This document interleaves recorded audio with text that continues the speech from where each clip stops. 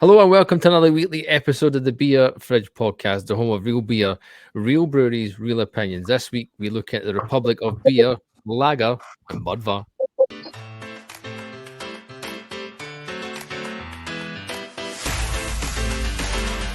Beer Fridge Podcast.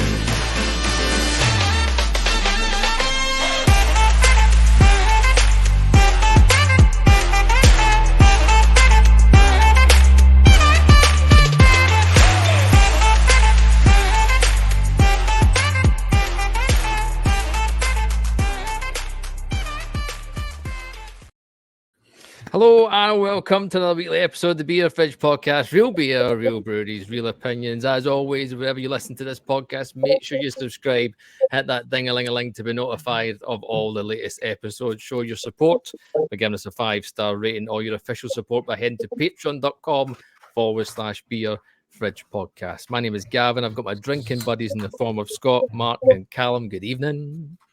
Good eve. Can I just say what an incredible intro that was, Gav? If you're an audio listener, you totally missed. You got the tune, obviously, but you totally missed the video that he put together, and it was updated about 3 weeks ago, and the updated version for this week is even better. So, Well done. So you can head over to YouTube, by the way, when you watch it. If you're Head listening. up. I loved it. Honestly, I could see it here, so it was absolutely brilliant. Yeah, it was really good. Thank you. so the voice that you're hearing is not a usual drinking buddy, but he is definitely a drinking buddy. So, introducing Radim from Budvar. How are you, my man? Hello. Yeah, I'm well. I'm well. Thank you for having me. Honestly, I've been.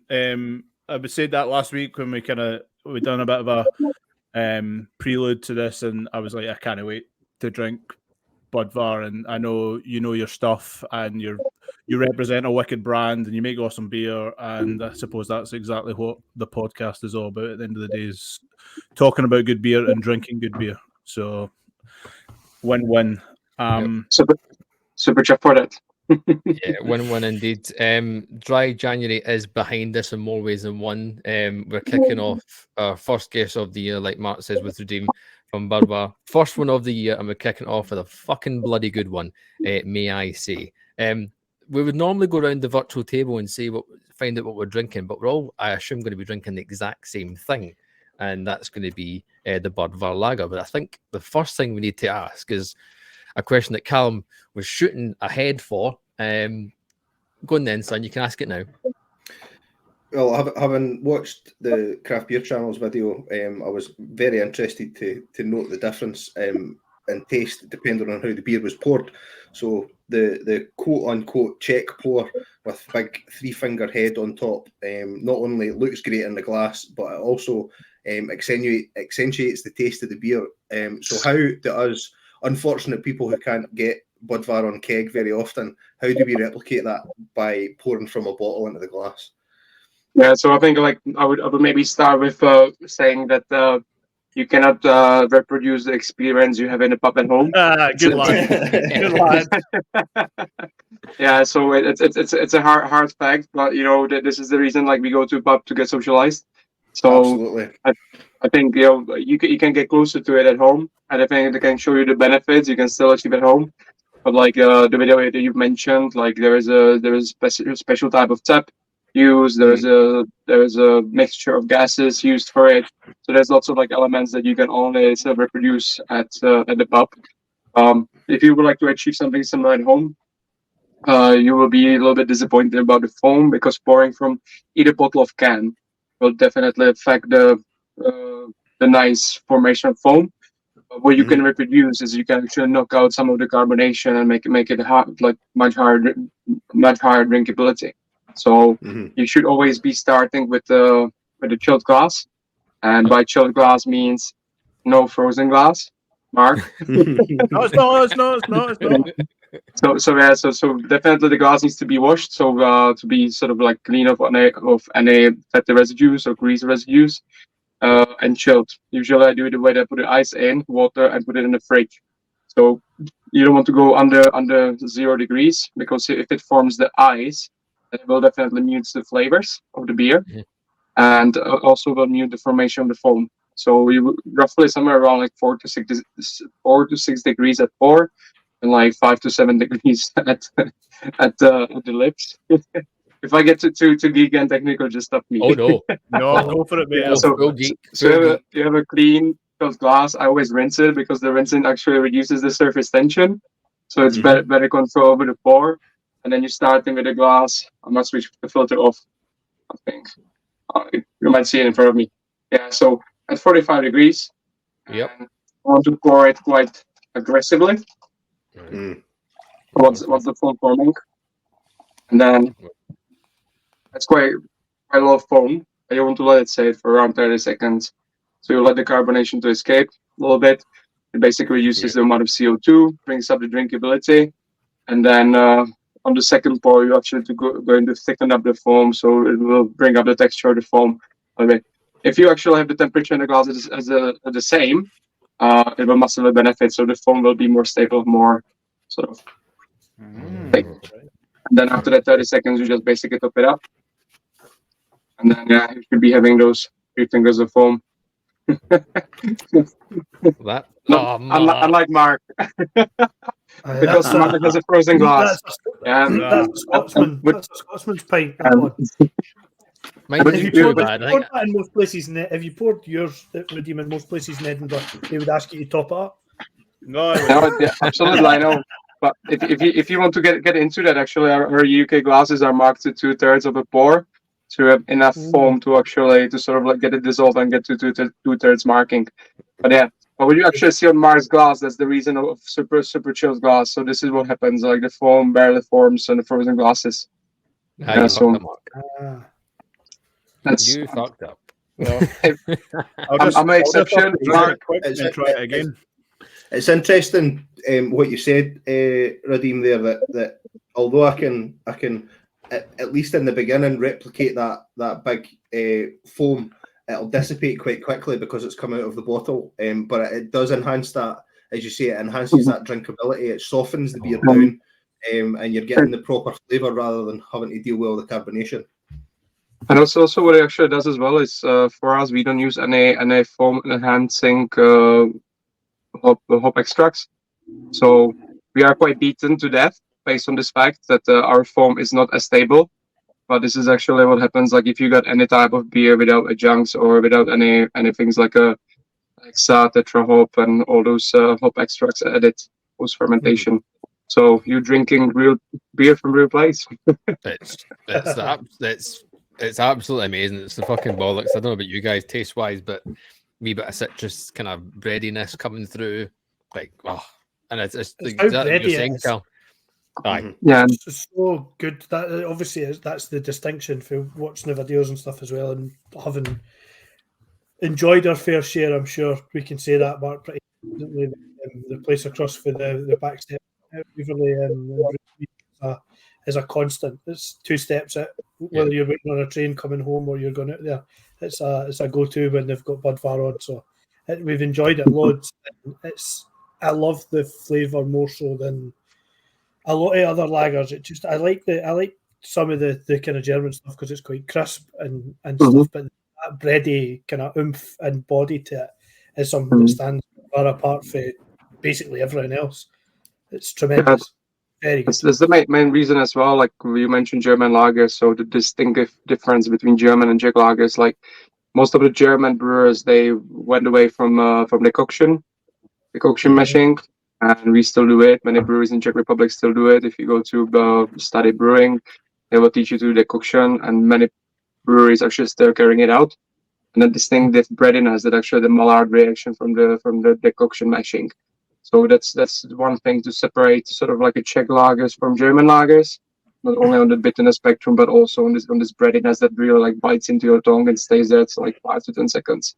So I just well, The inside. difference between quality and obviously Saz as well, the hops and single malt and stuff, and keeping it exactly the same, but also the bit that gets me that's so unique about it, but also so amazing is that you don't have to, because of the unique position Budvar is in with its ownership and stuff, it's always quality over efficiency over kind of eking out profits, it's got that. It's in that unique position, I think, amongst other breweries that brew the size and brew the quantity that's there.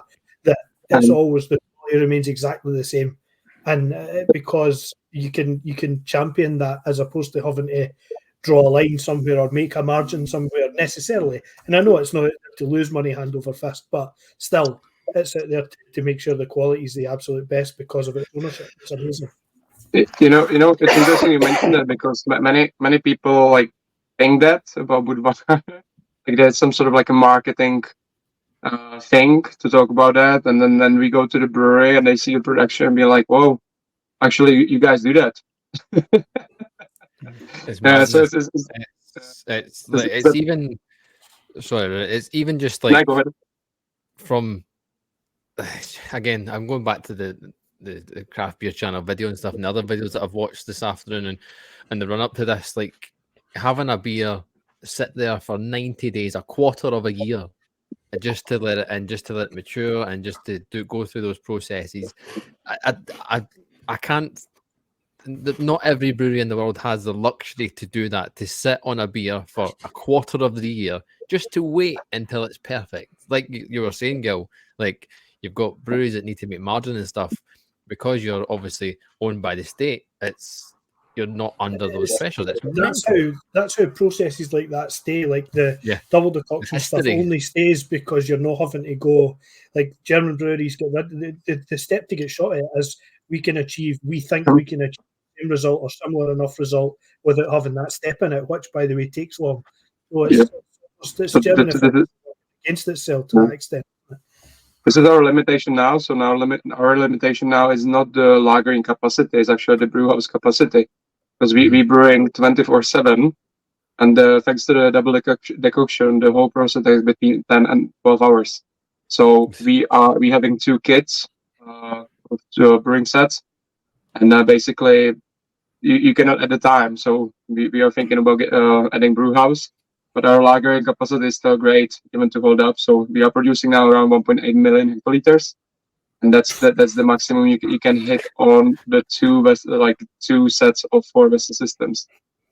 So yeah, it's quite interesting. Yeah, but again, no cutting corners, and I think everyone who knows a little bit of brewing appreciates it when you taste the final product. Like it has that harmony that it just makes you smash 5, 10, 15 pints. It's amazing to me that a brewery can run, as you say, 24/7, and each batch will be getting lagered on its own tank, and the beer's not blended. It's not mixed with other. So for consistency, so here's the thing, we don't do any adjustments at the end. So basically it all goes to fermentation vessels, and one fermentation vessel can take up to 4 batches. So that's the first point of the second point is basically depending at which lagering tank it is, you need to still sort of blend 4 tanks together. For consistency, because we don't want to water down anything. We don't want to. There's minor just tweak out with CO2. So for that consistency and to hit that legislative 5%, we blend 4 tanks together. That's the maximum. But depending on the size, we got different sizes of lagering tanks. There's no like a post fermentation adjustment or anything like that. So it's So there's a blending, still, but not blending in a way of AGB.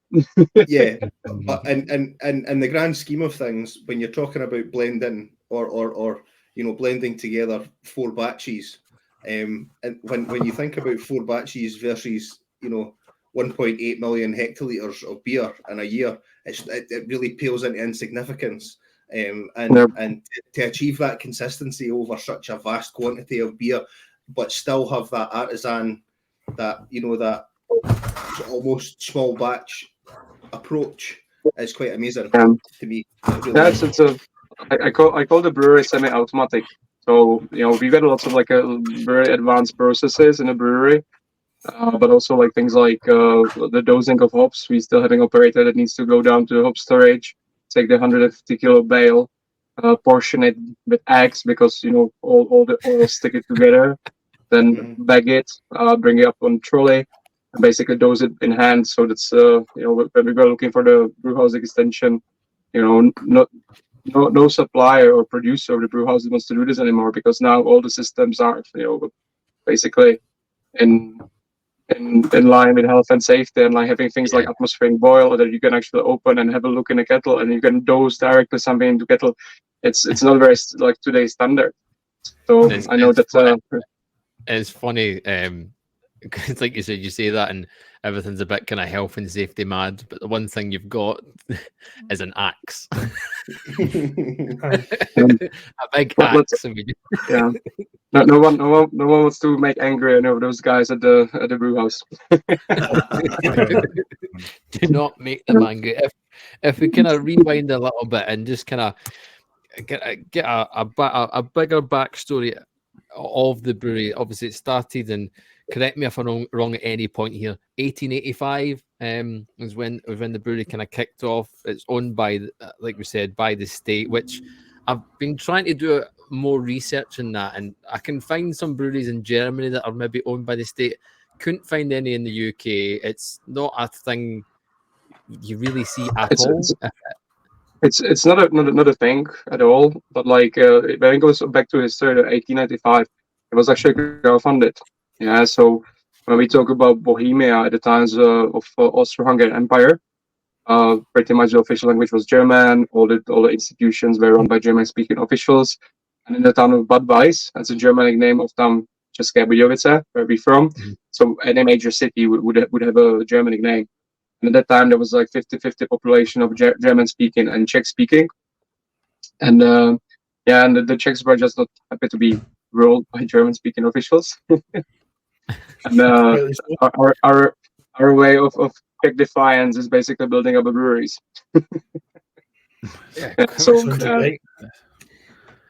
So breweries started. For countries looking to become independent nations, is it not? Yeah.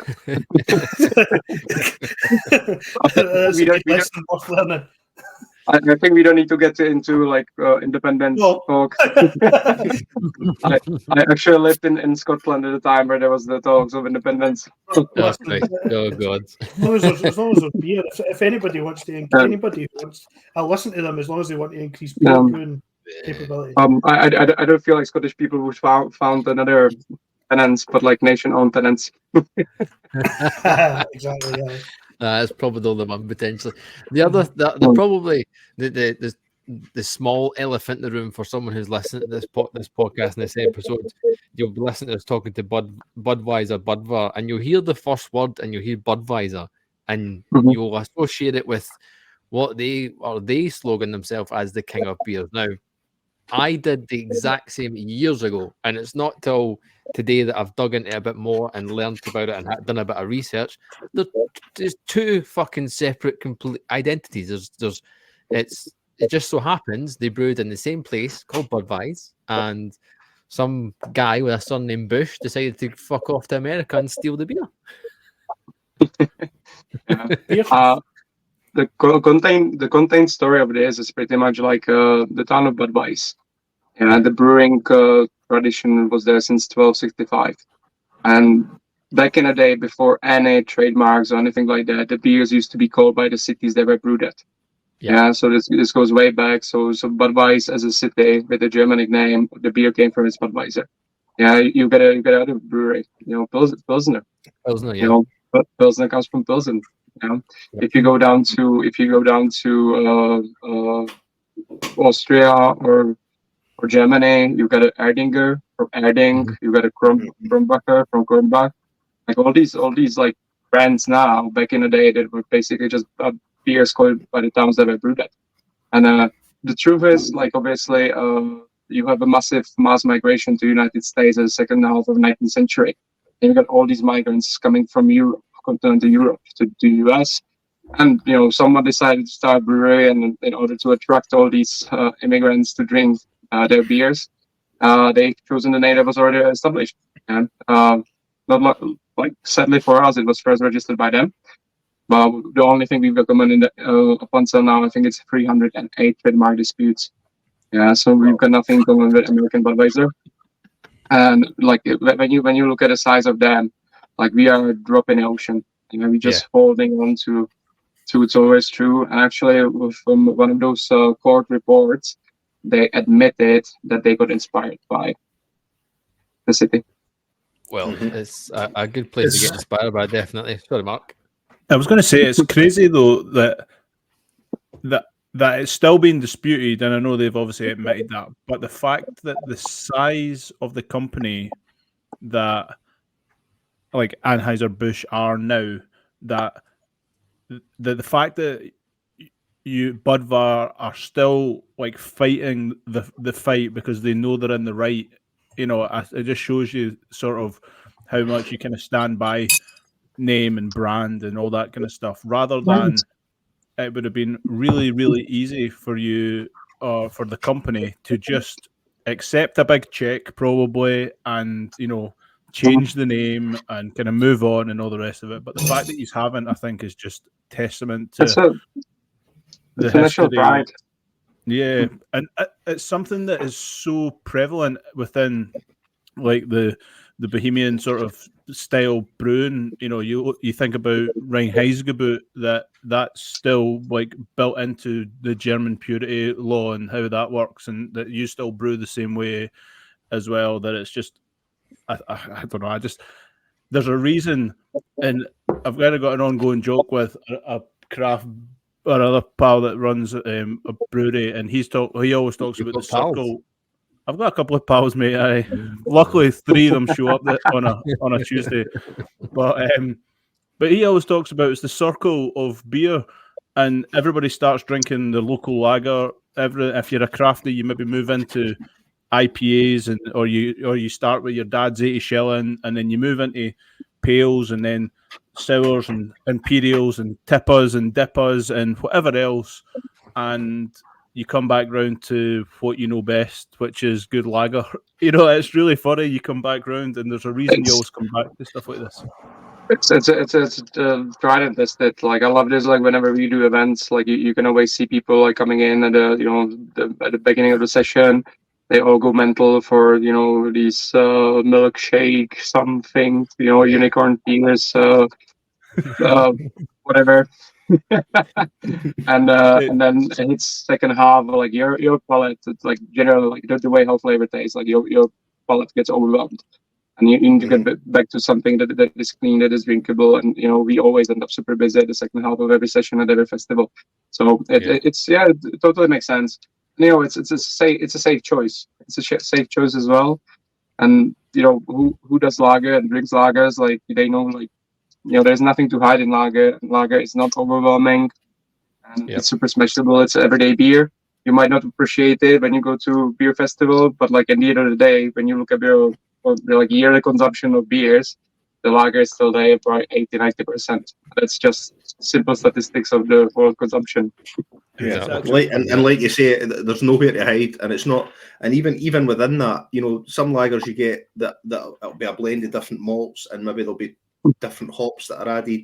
But this is one type of malt, one type of hop, water, and yeast, and that's it. And it's just, it just speaks for itself. You mentioned Mark. You mentioned Reinheitsgebot, yeah. So like obviously we know Germans, but like, you know, we still using 4 ingredients. So. And actually, like even our brewmaster says, like originally it's much closer to German Helles than to Czech lager. It's a sort of like in a joke, but like in sense of like we don't strive for hard bitterness.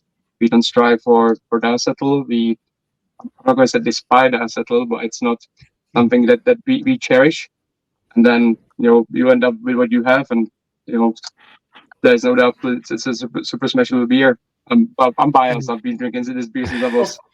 Well, I can't say publicly on a podcast, but since 18. You say that since 18 minus whatever. Is that no? So, and I know that I digress, and also I'm getting a bit of a ribbon in here from a good friend just while I've got the opportunity to do it. Way to trust the Germans and those that brew in their style to take something like we use 4 ingredients all the time and make it super boring by adding a regulation onto it. days we're making a regulation and a law here just to bore everybody to tears. Whereas there's a load of other people like Budvar who are out there using the same 4 ingredients all the time, but didn't feel the need to codify themselves into shouting about it and go into the whole doom and gloom of we must only brew with these. No, we do it anyway. It's just that's part of the process. We just do that naturally. We just apply that rule. The only use I've got to scream and shout about it. It's ridiculous. Yeah, it's quite everybody to tears. Yeah. Well, it's quite interesting. You know, I'm not going to rub it to anyone's face. Yeah. But it's fun fact. Like when you look at the German brewers, like they kind of ways to get around a little bit as well, like and still being within the law. Yeah. Like acidified malt is one of those things, lowering pH. Like for example, in Czech Republic or in Budvar, I'm going to talk about Budvar. We don't lower our pH, but German brewers they're doing the sour malts, using that. So just like having lactobacillus at 35 degrees for a couple of days, get it infected with lactobacillus, and that lowers the pH with lactic acid presented in the malt. They're using chit malt as a substitution for unmalted grains. So chit malt, it's basically type of barley that's been germinated for a very short time, super unmodified. You know, so they found their ways around, like even like using what's the material? Like if they want to add like zinc into it, into the wort, they're having chains in the mesh tun or MCV, where they actually like extract it from the chains into it. So yeah, like the Germans found a way like getting around these things. But again, like, you know, I understand, like, you know, the time goes on and the technology advances, but it will always be the ultimate question what you can use to make a good drinkable lager or any beer when it comes to that. And I think, you know, for us, the revolution has remained the same. That's it. 100%. Talk us about, obviously, if you've been on social medias and our social medias over the last couple of days and you've seen Budvars at the start of the year, there's a video of yourself, Redeem, and you're talking about your partnership with Mikkeller, and of course the year of the lager, which I think Mark has been advocating for the last fucking 3 years. He says it every single year. So hopefully, if somebody else is backing him, he's probably on the right note this time. Tell us about that partnership with Mikkeller, and how that's come about. So pretty much like last year, we started our first sort of collaborations. We don't like to call it collaborations because that word gets quite mixed up these days with breweries like launching collaboration every week. But like, you know, the sort of ethos that we've been carrying out for past almost 130 years, like we wanted to do something like that because we feel like we've got quite something to say about that. So we started this project called Partnership Brewing. We launched this first in the UK with Tonbridge mates. You can see it. Yes. So it was the first time ever like we took our production team into the brewery, Tonbridge Brewery, and we wanted to brew. That's a nice head, by the way, Mark. You did it right this time. I would pay for that one. So we took out this project out in the world. Like we started in the UK because it's quite a key market for us, and we felt like the Tonbridge was the brewery to start it with. Then we did the same partnership brewing with the Berlin-based brewery called Brullo, and then we came across Mikkeller, and we were like, let's do it. Why not? Because obviously Mikkeller has the platform around the world that Budvar still might not be as known outside of Europe. So we said it's a great opportunity. And as you all know, there's this inside like craft beer joke about the year of the lager, because, you know, every year is a year of like different beer and usually some sort of IPA variation.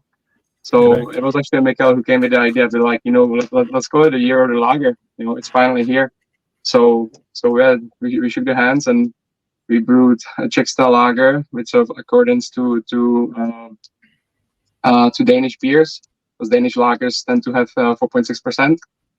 And we used our in-house yeast strain. We used it was a Scandinavian barley with Saaz hops, and we wanted to use originally we wanted to use Carlsberg yeast strain for it, since Mikkeller is Danish brewer. And when I actually dug deeper into Danish yeast strains, so they're only using 2 yeast strains, one of which is some sort of German yeast strain, so probably Weinheim Stefan.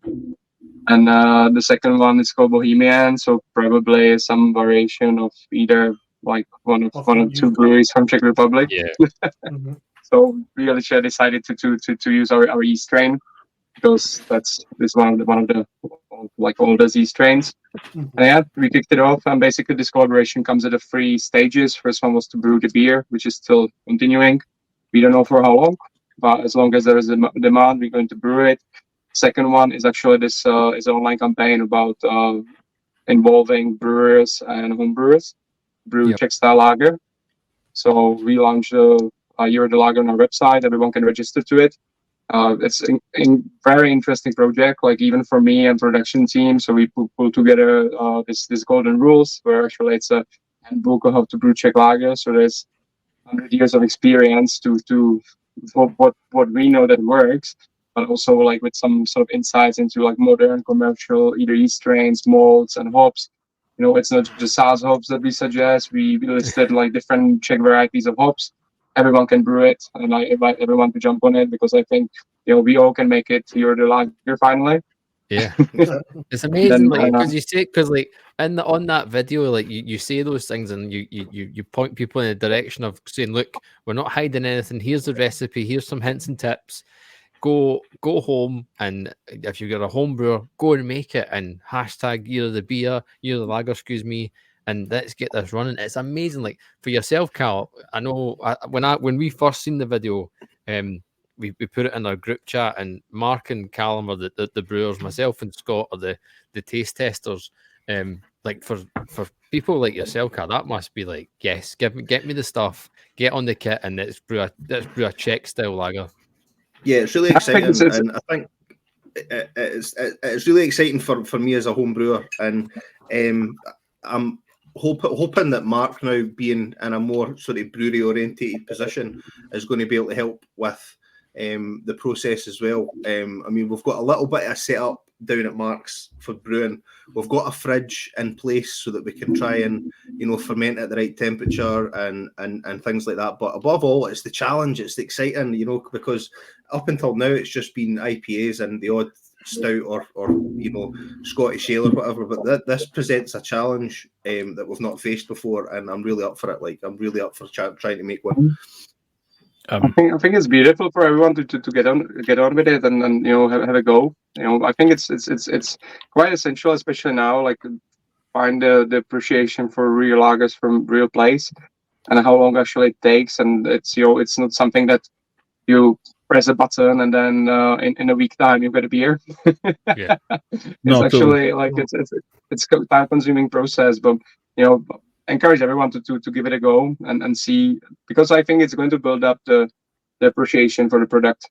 You know, I'm not going to talk about like big breweries and anything like that. You know, what we do in Budvar, like, I think it's quite extraordinary still. And this modern time, you already mentioned that at the beginning, so I'm not getting back into it. But like, yeah, give it a go. I think it's a wonderful project. I'm actually brewing tomorrow myself at home. No, oh well. I'll be checking in tomorrow. Then that'll be good. The bit that really, like, the bit that kind of, it scared me a little bit, because when you're homebrewing, you kind of get set in your own ways. If that's the easiest way, you get comfortable with. I know when I'm mashing in. I know when I'm, you know, if it's a pale ale, an IPA, a stout, whatever it is, you kind of get used to the processes. You get used to the bit that really scares me, and you've mentioned it a few times today, is this well, you're calling it the double decoction, but I was looking at just the single decoction and the mash, and everything I've read about it makes perfect sense. It seems like you say, it's adding body and head retention, but also like making it softer with the water and stuff. And I just think it makes perfect sense. However, you know what it's like when you're homebrewing. You know, a homebrewed, like, you know, and I joke about this all the time. And the wife, like, she hates it because when it's a homebrew day, it is you're brewing, you're all day. You know, it's not. You don't just like you say, click your You're not fingers. And stopping to do the hoovering or anything like that, are you? You're that's absolutely like you're not stop. Well, you're no anyway, but you're not stopping to do anything else. It's not like I'll leave that sitting there and I'll go and wash the car or I'll go and sort that out and then come back. You've got to be eyes on, and then you come. No. But every time somebody comes in and sees you, you're like that. And you're like, what are you doing now? Well, I'm fucking watching it. That's what I'm doing. Watching it. I think this eyes on all the time. Yeah, this is a quite interesting project for homebrewers as well, because like, you know, you can take the same recipe and do it with infusion mash, and you can then do second batch with a decoction, and you can compare it side by side.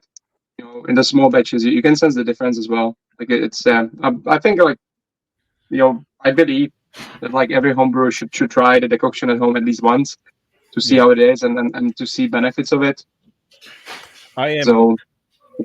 I wanted to try it with like a wheat beer, because I feel like it would match really well with like a proper wheat beer too. But again, that's Mark's homebrew kind of wee head going off in tangents. But what I love about it, and you mentioned it, Gav, there, there's no like smoke and mirrors. There's no bullshit with it. There's no like we're trying to cover this up. It's our secret ingredients and all the rest of it. It's basically like there's 4 ingredients. Here it is. Go and make it. And you know, I think you kind of hit the nail on the head for me, Redeem, that you said it shows you how difficult it is and how time restrictive it is. That means that you appreciate it even more when it comes, you know, and you can walk into, you know, well, Gail mentioned it. We walk into Bohemia in Edinburgh and we get Tank, Budvar on the side pour. You know, it's the only place in the town that we can get it on really easy access, not just like proper handle down draft, like side pour draft out the tank. Amazing. I think was it 3 weeks ago, 4 weeks ago, we were having. It's so unbelievable. I had it on Saturday, mate. Oh, did you? I never went. I was there for. We got invited. They booked there for a works Christmas night or whatever, and we went there and we met early so that we could. I was like, "Oh, we'll meet early. We'll have a beer. I'll get a beer off the train." And I never went to the night. I just sat there. I think I went through for half an hour to say hello, and then I found out that the beer they were giving away for free was in buckets and just buckets of bottles. And I was like, nah, I'm not having that. I went back down the stairs to pay for beer. Folk looked at me like I had 2 heads. I said, honestly, my night it's 10 times better than yours. Just because I'm drinking this stuff and know the old trash that's lying in bottles up the stairs. Not that Bohemia have anything bad in bottles either, but it's not a patch on that stuff, for goodness sake. Bohemia is a great place. It's a great place as well, and also like talking about Tank beer, you got it unfiltered and pasteurized beer. You know, only the last 2 weeks, and so it's really like that's the experience that you would be getting in the cellars. Pretty much. One thing I wanted to just ask you there was the difference between Tank and, you know, generic. I'm calling it generic keg, but like draft beer, because I know from a selling point of view and the cost that goes into filling one of these tanks. I know the time and obviously like you say, the expiry date that is on it compared to, you know, once it's broached, it's sort of like cask beer. And you know that you've got to shift it. It's time to get it moving. Yeah. Have you noticed any other differences? Honestly, like for me, Tank beer is, you know, best the first week. Then the experience is that, you know, day 8, 9th, 10th, you can taste it by days. Yeah, that's how fast it goes. But like that's the reason. Like when you want to get Tank side, then it needs to have the volume. Yeah, it needs to go through the volume, and there's a lot of things. But it's the premium. You know, it's the premium. It's the freshest thing that you can taste. You know, hence why, you know, it could be a little bit more expensive than your keg beer, but you know the experience is far greater. Well, nothing wrong with a keg beer either. You know, when we talk about Tank, you know that Tank is a brilliant place, and that's the reason. Like we don't have hundreds of sites in the UK with the Tank beers, right? It's just for the places that actually, you know, when there's a Tank beer that a beer flows, a red beer flows, there's a much better quality. And how much of a challenge is that as a brewery to supply Tank beer So usually it works the way like you've got a transportation tanks. So there's like a big 500 liters square watts that you put into lorry that is refrigerated. Then it's transported just outside of London to a company called Tank Beer. They take those in and then they transfer it from that transportation tank into the van. And then the engineer goes into site, takes out the bag because it's in the bags. Yeah, so it's with every refill you get a fresh bag in. Cleans the lines because obviously unfiltered and pasteurized beer, that's much lively beer, so you need to really take care of your sanitation. So the engineer sanitizes the lines and fills up the tank. And then you're always having like a blackboard, so with a chalk you write in the day the tank was filled or breached. Oh, so cool. So fucking good. cool. There's quite a lot of logistics involved in that. Yeah, it's crazy because, like I say, I pitched to do some business on that, and I had to kind of dive in and look into the logistic aspect of getting beer to London, and I just thought, and dare I say it though, it's expensive as well, and it's expensive for the brewery to do, which is obviously passed down to, like you mentioned, to the customer because again, expiry date, the cleaning of the lines on a regular basis, but it is the pinnacle, the absolute best. It is the pinnacle of the beer when you get it fresh. It's sort of the way we pitched it was, it's as if you're getting it straight from tank, and that's like it's treated the same way. It's put, like you said, it's refrigerated to the right temperature. It's the oxygen never hits it until it is tapped and it's ready to rock and roll. Basically, it's just the tank beer is not forgiving. That's and I think like even like if you don't take apart the taps, any sort of contamination will get in very, very fast. There's lots of nutrients in, and it's very volatile beer. So yeah, it's we used to have like around 12 sites around the UK. Now it's down to 4, and we are confident like retain the quality in those 4. But again, like heads down to the operators as well, because everyone would like to have it, but from operators as well as consumers' perspective, they are not aware of what it is. That's the biggest challenge in the UK. When you talk to like beer professionals like you, like what's going on. Like regular consumer comes in and sees something in a tank, we're like, okay, beer. So, I've got a couple of customers in Aberdeen that do tank beer, and like through like Staropramen or Tennent's predominantly, and the headache that they get from it is, and that's what they say. It's just, like you say, it's finding the right venue that will treat the beer correctly, but also has the clientele that understands the beer. It's finding, and like you say, I'm surprised that you've got 4. To be honest, in the UK, I'm shocked that you've got a couple of places, Mark, in Aberdeen. That's territory for more than 5. They're not likely to pay more than £5 a pint. No, but if I'm not mistaken, like isn't there the places something like a Queens or Kings that's like has got the highest consumption of tenants in entire Scotland? Like when all the people come off the oil rigs, they just go in there and just keep smashing pints. Yeah, I forgot the name of it. It's like a King something or Queen something. I forgot the name of that. Yeah. But I think like if like on this podcast, like I think it's not to mention like if any place like is willing to take the tank in, like like if they serving other things than the tank, they are really on the top of the quality, on the top of the cleaning, because that's if the operator is willing to take this on, like it's not just about the volume, but it's also about the care. So when we decide to go somewhere with the tank beer, it's probably the place that not only has the volume but also has the care for the beer. So yeah, so whenever you go somewhere and you see tank beer there, even the keg beer on the tap is brilliant. Yeah. Yeah. By the way, we are opening a fifth site in Maidenhead, and that's just going to be purely focused. If you're ever down in London, Maidenhead is just on the Elizabeth line. It's just going to be purely Czech, purely Czech sort of focused restaurant with only boudoir on, with all the boudoir SKUs plus boudoir tank.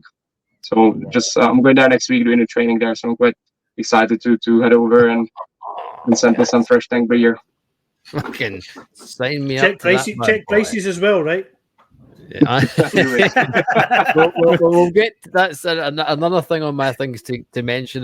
Check the kind of Czech culture around beer.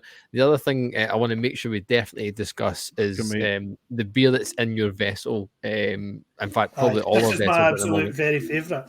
And of all we beers, have I think. most beer festivals we went to last year. When we seen the Budvar stand, this was the first thing. I know me and you, Scott, when we were in Brew London, was the first thing we made a beeline to. And It we was the wanted, first thing I asked Redeem when I met him in Glasgow. I was like, please tell me you've got the black dark lager. And he was like, no. I was like, fuck. the dark lager is one that we kind of definitely seek out because this is absolutely astonishing. Gilroy, your thoughts? It's Well, just we know what amazing. they are I love the kind of. It's not even normally with the kind of darker malts. It's normally almost like a burnt toast, but it's not like that. It's like caramel plus. Johnny mentioned it on the craft beer channel. It's almost like a slight licoricey flavour you get off it. It's the But smell. no, Treacle. It smells like treacle. It's superb. It's just got a different depth of flavour, and I love the regular the Czech lagers.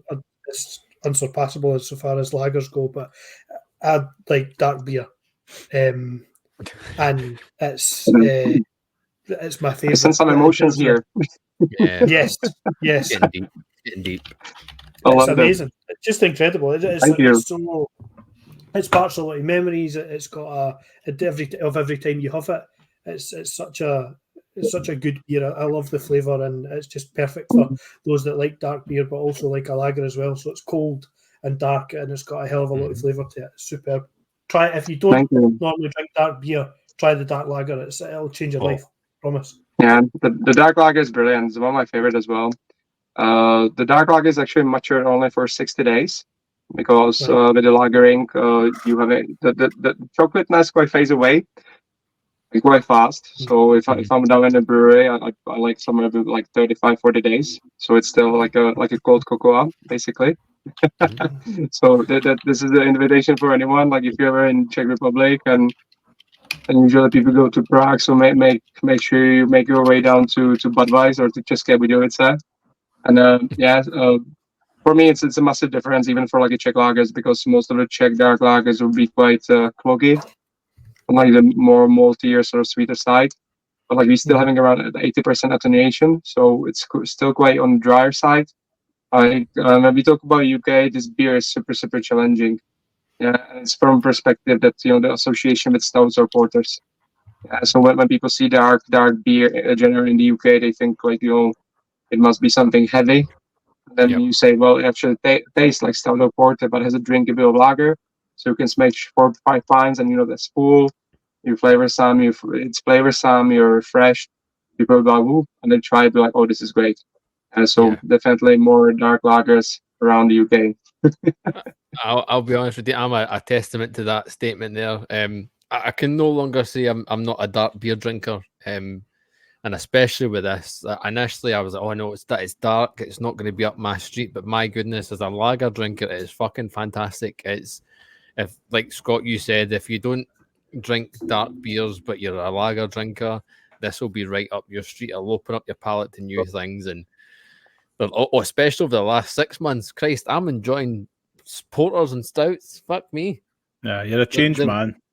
Well, it took long enough. It took 5.5 years. The bit that gets me is that and I really like it, is that it isn't as, like you say, it's not as carbed as a lager you would normally think. And I know the OG is really soft anyway. It's not really gassy when you pour it properly. It takes a bit of the carbonation away. And dare I say, it might be a wee bit blasphemy here, but this totally reminds me of like really good like kind of cask beer, as in like it's got like really fine carbonation. It's kind of like soft on the bubbles, but the flavor of it really comes through from the malt bill and things, and it's just doesn't surprise me. Doesn't surprise me at all. And I know lots of cask lovers that love the dark lager, and it could be based on the properties that you just mentioned. So yeah, definitely like it's a I'm not saying closer to cask as possible because there's a UK brewery that actually wanted to do collaboration with us. I wanted to do dark lager on cask, Ooh, which take my money. I found actually quite hilarious because the serving temperature never reaches the temperature in the fermentation. Exactly.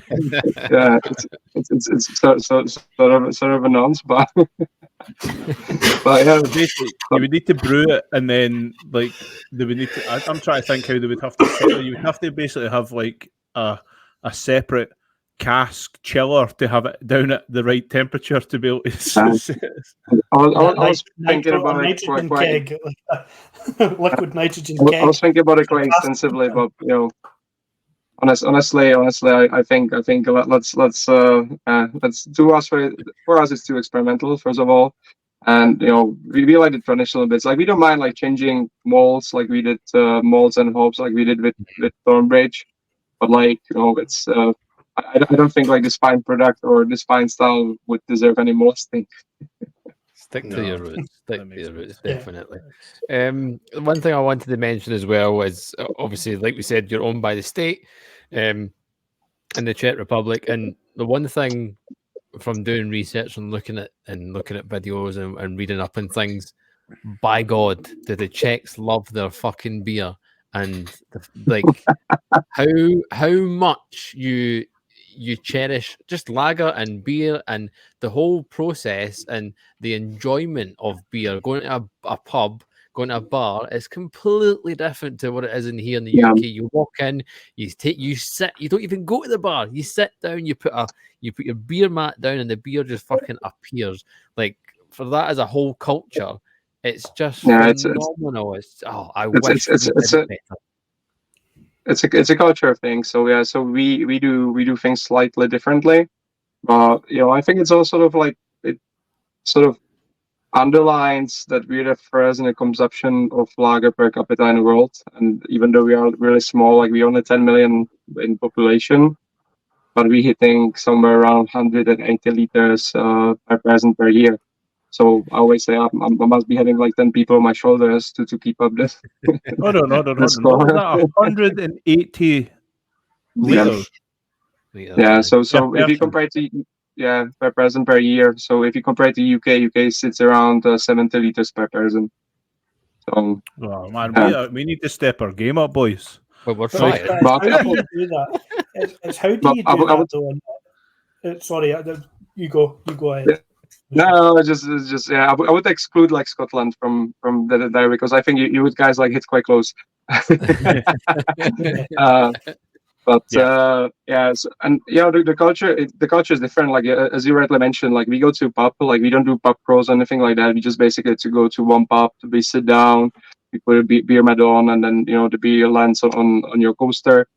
Basically, you just sit and drink, and you basically the whole evening you just drink beer, you just drink lagers, and then probably you might have like 1 or 2 shots at the end of the evening, but also you eat. We having like beer snacks, but beer snacks in terms of like we don't do like much nuts or scratchings or anything like that.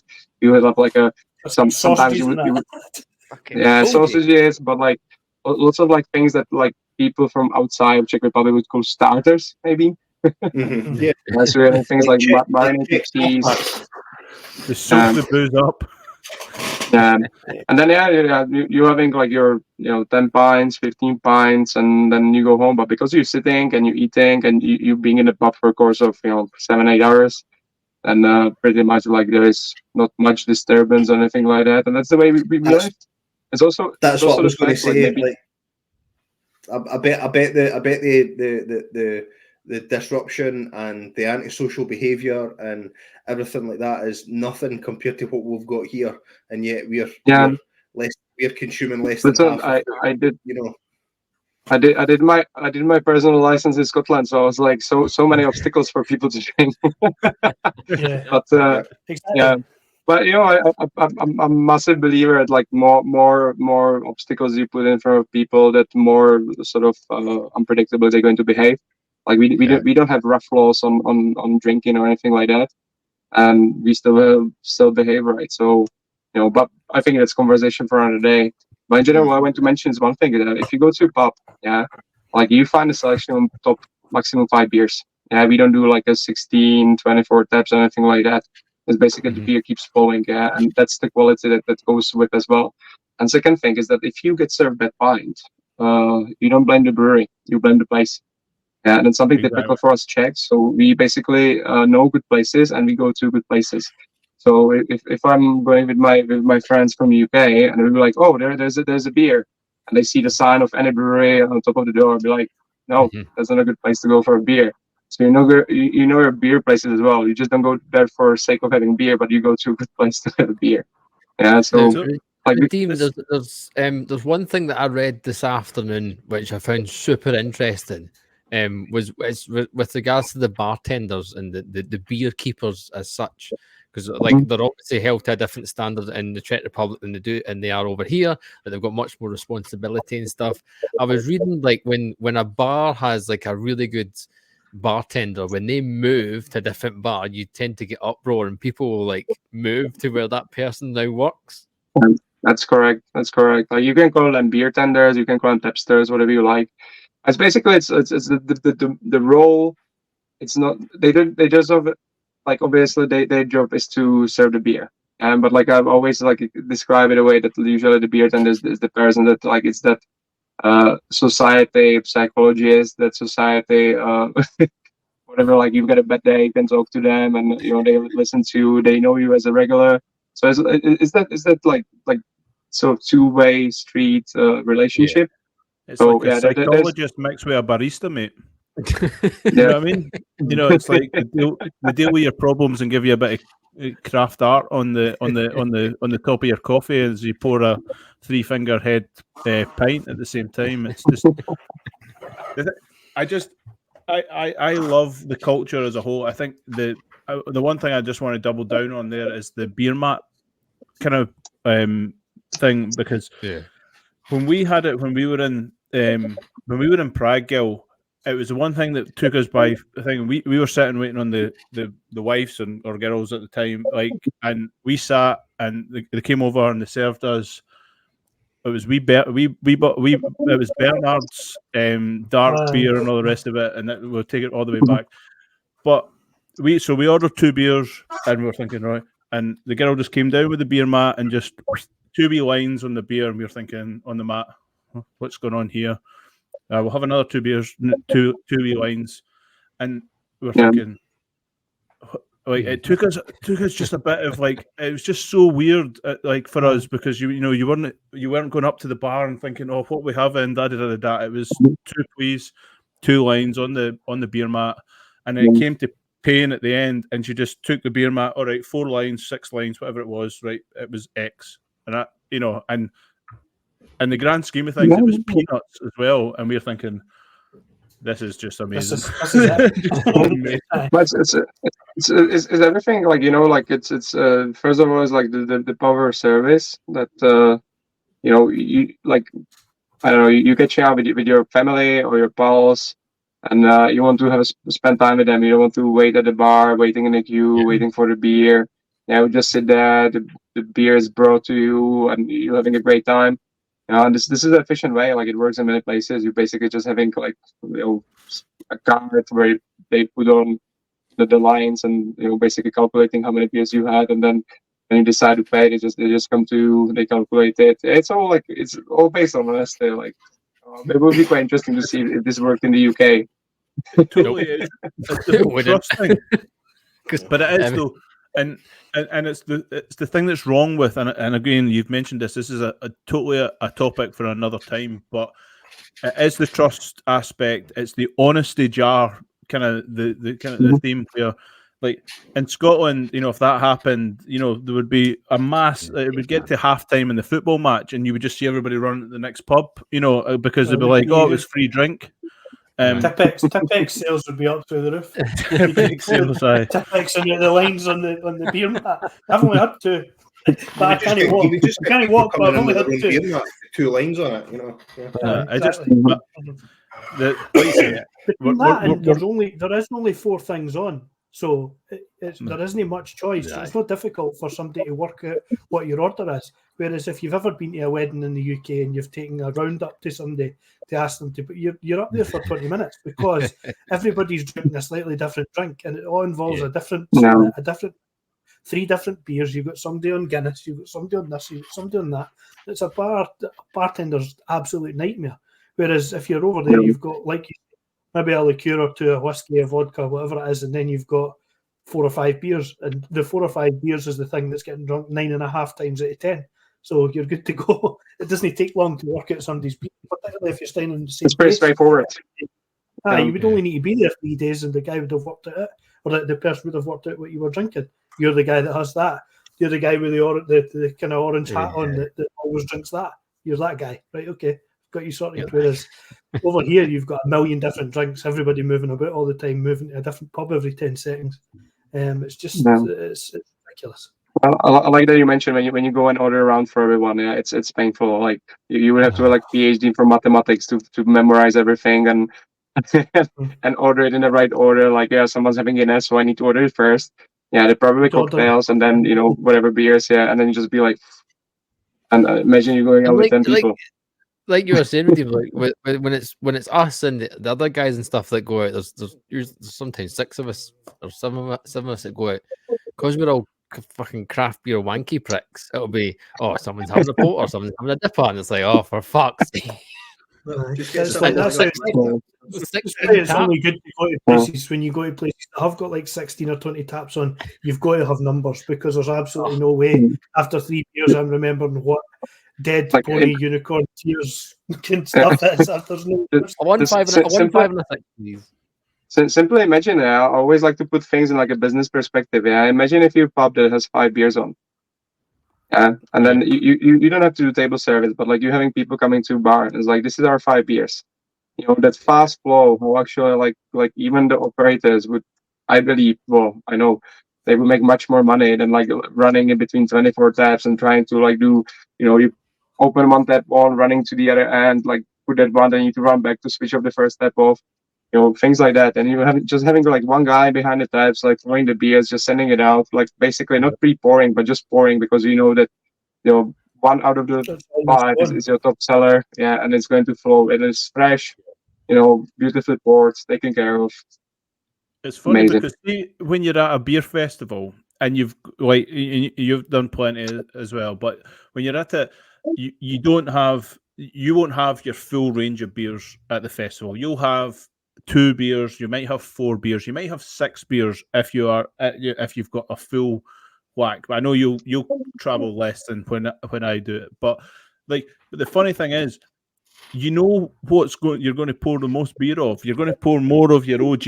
I'm going to be pouring more of my lager, and basically, like, you're pouring it constantly. But because it's getting poured constantly, the quality and every pint comes out looking great. And every pint goes to the customer like fresh and tasting properly. And every time you come away and you think, and the only time the tap goes off on these busy festivals is when it is empty, and you've got to change it, and you think yourself, it's the best style to beer. Isn't it just festivals? Like when you look at it, there was this research done on a pubs that having 24 taps. Pretty much 80% of the volume is done within 3 taps. 3, yeah. Well, wow. I had a conversation. So now imagine like if you're having some that Unicorn Tears IPA that's been set there unfiltered, unpasteurized. Aye, how long is that beer sitting between pours? Exactly. And then there's this.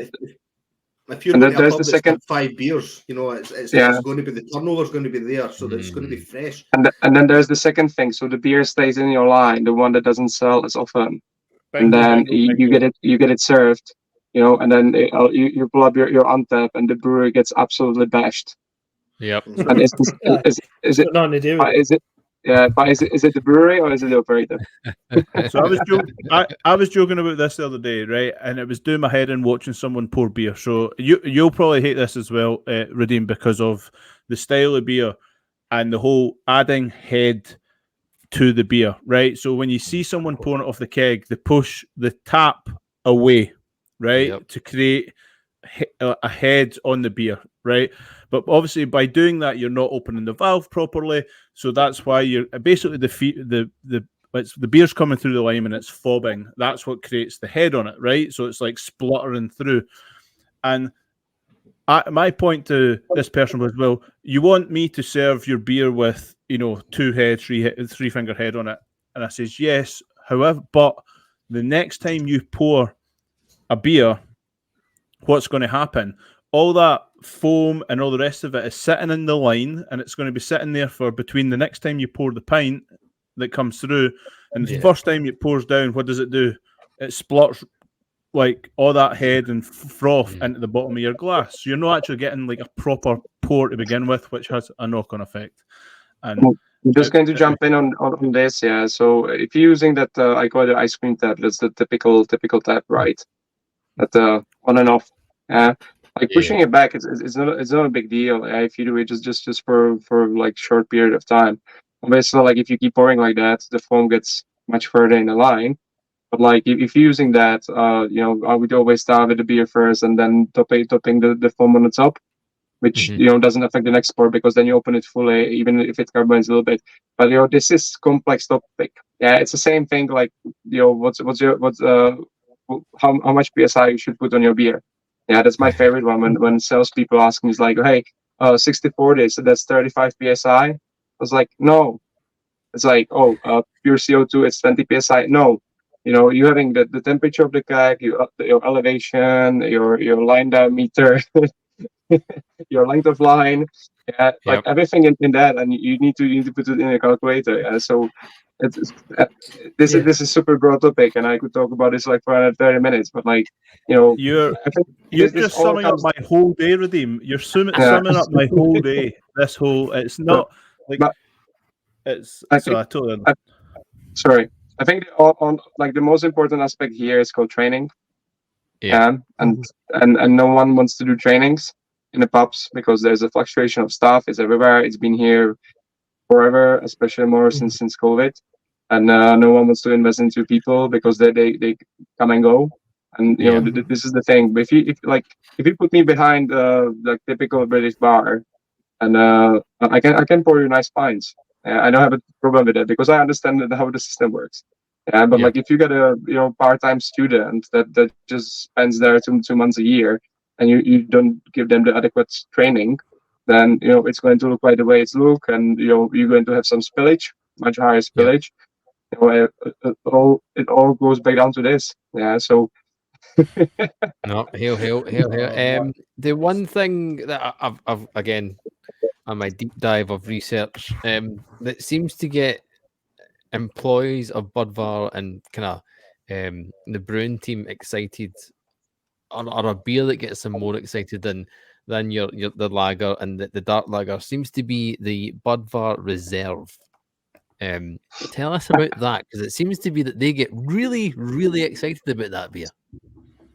Yeah, so Budvar Reserve was basically this whole project started in 2014. Our brewmaster and deputy brewmaster went to CBC in the US, and they saw how Americans like cherish their hops, as they always have. And since we having quite a long tradition of brewing, but also we got a long tradition of hop brewing, we did not have anything to sort of like cherish that or celebrate that. So they got back from CBC, and it was just 12 months before the harvest. So the first started as it used to be called Fresh Hop Imperial. So it's a 7.5% lager that is brewed with the fresh hops. And we then did it as a reserve, which was made with dry hops. But if you go to the brewery, we brew fresh hop every year with different varieties. So on the day of the hop harvest, we bring it to the brewery. Half of the team is mashing, half of the team is harvesting hops. And they bring in those pellets, and then the kettle is overflowing with fresh hops because you need to use like 4 times more than you would use of the dry stuff. And then because it's at 7.5% alcohol, in the fermentation process, you're having some more flavors, so it needs to be lagered for much more longer. It's around 7 months. Yeah, so you're having this. It's a very. Sorry, I'm just getting emotional. I'm about to go to the brewery in 2 weeks' time. Actually, sample the last year's harvest. So, I'm just Now, having to correct university. me. Yeah, correct me if I'm wrong. Like, you can only get this beer like around in and around the area of the brewery. Is that right? Just in the brewery, because we sort of discontinued the reserve because it wasn't very understandable style for lager. It was too much, and and you couldn't drink any pints. Like if you're having a pint of 7.5% beer, that's basically just like drinking double IPA in the same alcohol range. So the moment you have that, you have two, and you can go right into sleep. So we discontinued the reserve. You're not waiting for If the. ever there was an your- incentive, your- So, just let us know when the next one's ready, and we will. Let's book some flights. Yeah, no, I would invite every one of you, like, come to visit the brewery, and it's in the tanks. We always do standard lay SAS as our staple hops that we use in all our beers. But also last year we used Agnus. That's one of the like newer varieties. Like when I say newer, it's like 30 years. But it's got quite higher percentage of Kohumulon, which basically like it's a slightly aggressive bitterness. So if you like really like bitter lagers, yeah, it still has like 26 IBU, but like that Kohumulon actually makes it more snappy. So that one, and not last year, but the year before, we actually were using Most, which was a crossbred between SAS and Jester, done in partnership of the research institute in Jatats or SAS region with Charles Farren. And the Most was like quite tropical, but sadly we didn't get our hands on last year on it, so we only have the SAS and the Agnus. But anytime you're in a brewery, we're happy to get you on some tasters of that, because it's fantastic beer, and it's sketchy because you drink it at like 3 degrees and you don't feel it, but when it's outside like 25 or 30 degrees, and you say you feel it later. Yeah. it kicks you like a horse. Sign me up. I'm in. That's my kind of beer, right there. That's a beer fridge session beer. Is it not 7.5%? Yeah, that's maybe your typical night cup. There's literally, it's funny. I seen some videos, and you can see the guys that work there and the brew team and stuff, and they just get really giddy when the people start opening it. You can see them just gathering around and just going, "Yes, I'll take some of that." It's amazing. It was like with the one with Johnny and Brad. It was like all of a sudden all these people appearing. The brewmaster who was upstairs showing them all the stuff, all of a sudden down the stairs with his jacket on, like right away. You can imagine people standing about like, right, are you going to stop talking so we can pour this already? What's going on? Are we having some? Are we getting ready to go? But you get the smiles, and honestly, it was like the guy, the brewmaster guy, is quite straight faced as he's talking all the scientific stuff upstairs, and then you see him with Johnny and them down the stairs, and he's like, right, are we opening this? What are we doing? And the smile's like up to here. He's like, right, let's go. So, your little joys in everyday life, Definitely. 100%. I've got nothing else written down my sheet, gentlemen. Have you got anything you guys want to ask, Redeem? Oh, just to say thanks very much again for sending the stuff and for this evening. It's been a fantastic chat. Thank you very much. Aye, what a journey! Yeah. And, the stuff's been amazing, and the beer's incredible. Yeah, thank you very much. It's honestly been a lot of fun, Redeem, and for me anyway. Like, to kick off you as our first guests for the year, I think it's I think other people are going to struggle, to be fair, because that has been awesome. So thanks a lot, guys, and I hope I'll see you in the brewery. If you're in Czech Republic, it only takes 2 hours on a train. There's actually a train called Budvar Express. It takes you all the surprise, yeah. And, so if you ever make your way down, like even for listeners of the podcast, it's a great place to visit. And then if you ever have a chance, like we're opening the tank side in Maidenhead, it's a great place to visit as well. Once it's open, it should be opening this or next week.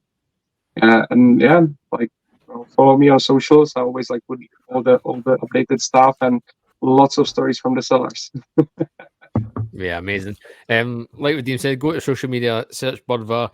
You also go to the website, budvisor.budvar.com/UK, and get up-to-date information with regards to the brewery and everything that they're doing. Make sure as well, wherever you've listened to the podcast, you've subscribed, you've hit a ding-a-ling-a-ling to be notified of all the latest episodes. If you've watched on YouTube, thanking you, do the same thing. Drop a wee subscribe, that'd be lovely, and drop us a 5-star rating. Also, you can as well show your official support while Miguel opens another beer on Patreon, patreon.com/beer fridge podcast, you loud bastard.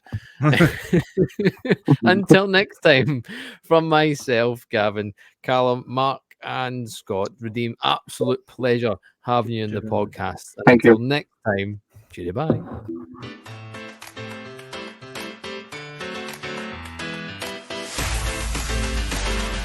Beer Fridge Podcast.